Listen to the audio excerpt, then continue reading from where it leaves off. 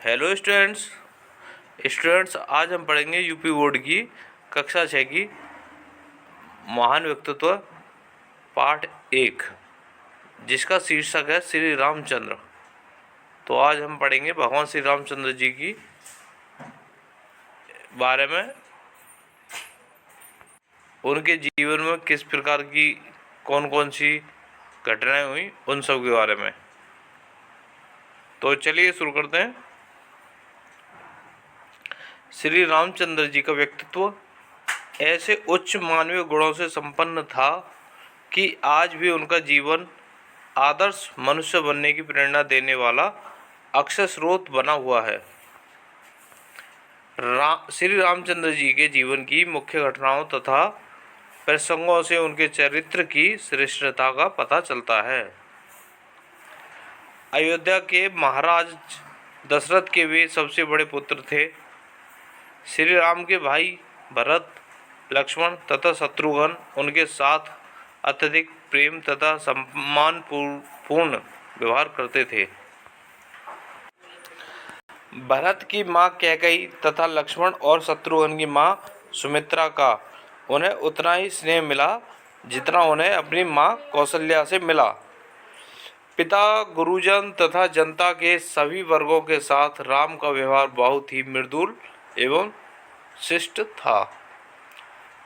अपने छोटे भाइयों को प्रसन्न करने के लिए वे खेल में स्वयं हारकर उनको विजयी बना देते थे। ऋषि विश्वामित्र राक्षसों के उपद्रव के कारण आश्रम में यज्ञ नहीं कर पा रहे थे। आश्रम वासियों की रक्षा और निर्विघ्न यज्ञ करने में सहायता के लिए वे राजा दशरथ के पास आए। ऋषि ने राजा से राम और लक्ष्मण को मांगा। पिता की आज्ञा मानकर राम और लक्ष्मण ऋषि के साथ आश्रम पहुँचे। दोनों राजकुमारों ने अद्भुत साहस तथा शौर्य के साथ आश्रम वासियों की रक्षा की।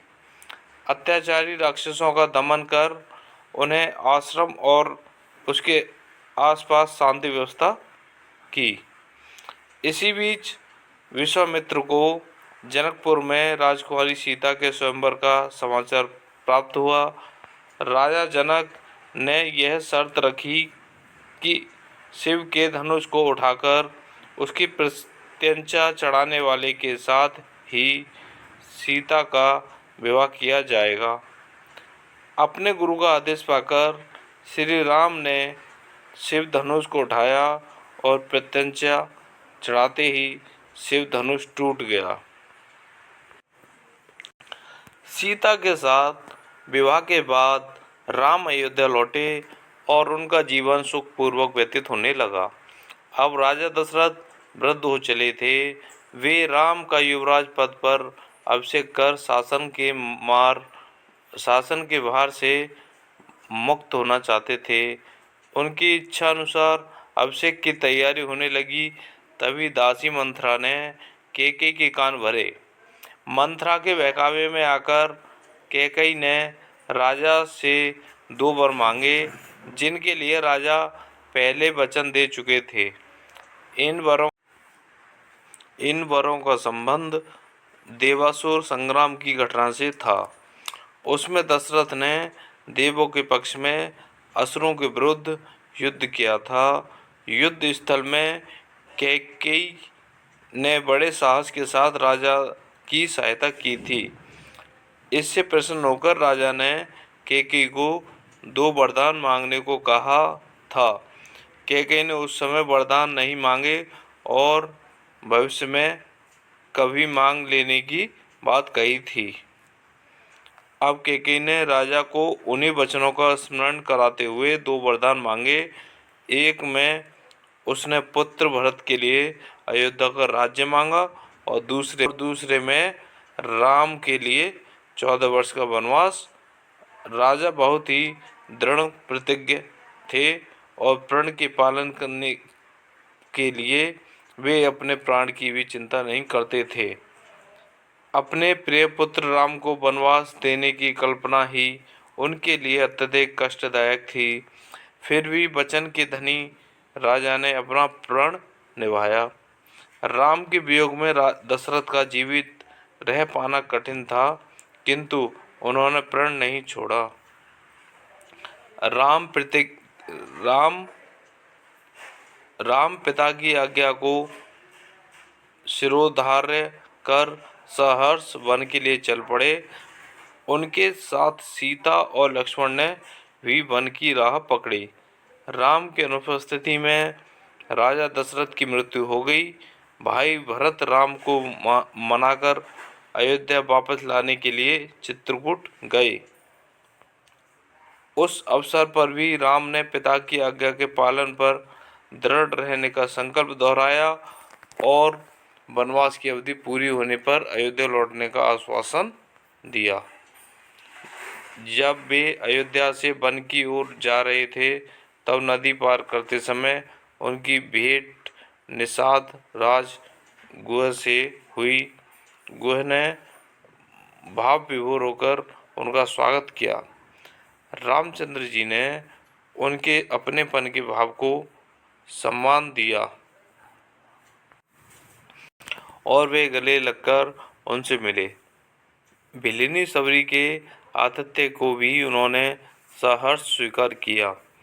इन उदाहरणों से पता चलता है कि वे छुआछूत या ऊंच नीच की भावना से किसी के साथ व्यवहार नहीं करते थे। वनवास की अवधि में श्री रामचंद्र को अनेक बार कठिन परिस्थितियों का सामना करना पड़ा। जब जब वे पंचवटी में कुटी बनाकर रह रहे थे, तब लंका के राजा रावण की बहन शूर्पणखा वहां आई।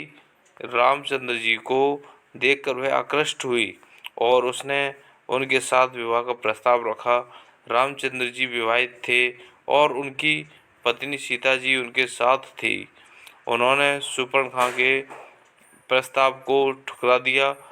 शूर्पणखा के हठ के कारण लक्ष्मण जी ने उसे दंडित किया, तो वह क्रुद्ध होकर रावण के पास पहुंची।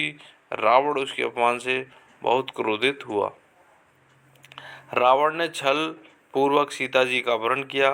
रामचंद्र जी ने सीता जी की खोज की।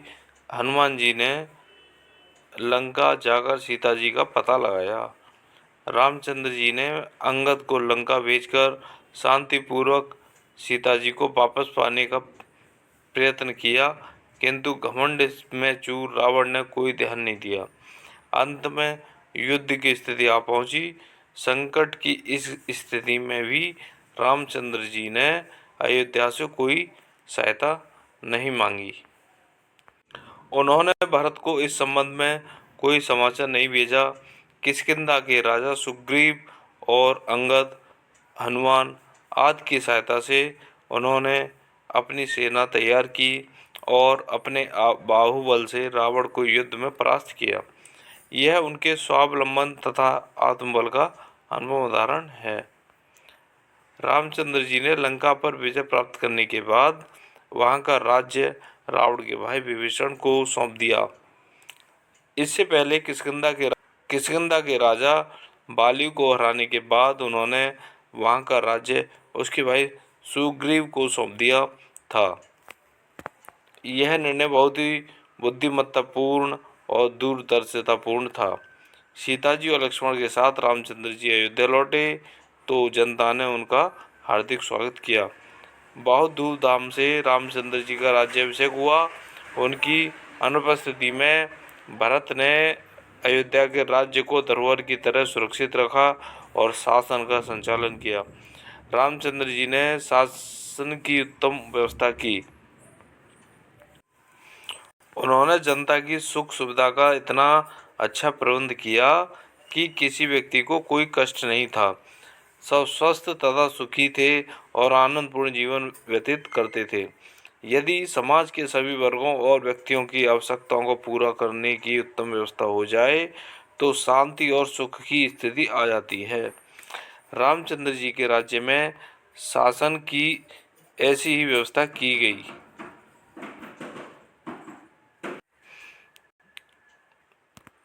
उत्तम भोजन, आवास तथा रहन सहन, शिक्षा, स्वास्थ्य, रक्षा, मनोरंजन आदि की सुविधाएं सबको सुलभ थीं।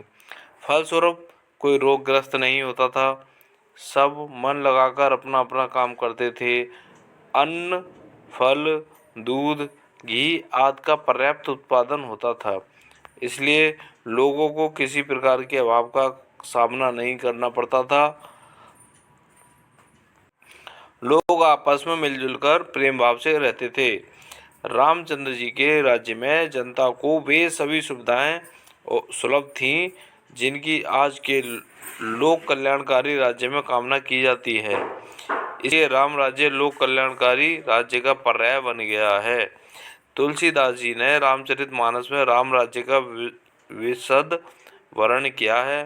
महात्मा गांधी भी राम राज्य की उत्तम व्यवस्था से बहुत प्रभावित थे, इसीलिए उन्होंने भारत में राम राज्य की स्थापना का आदर्श सामने रखा और उसी के लिए जीवन भर प्रयास किया।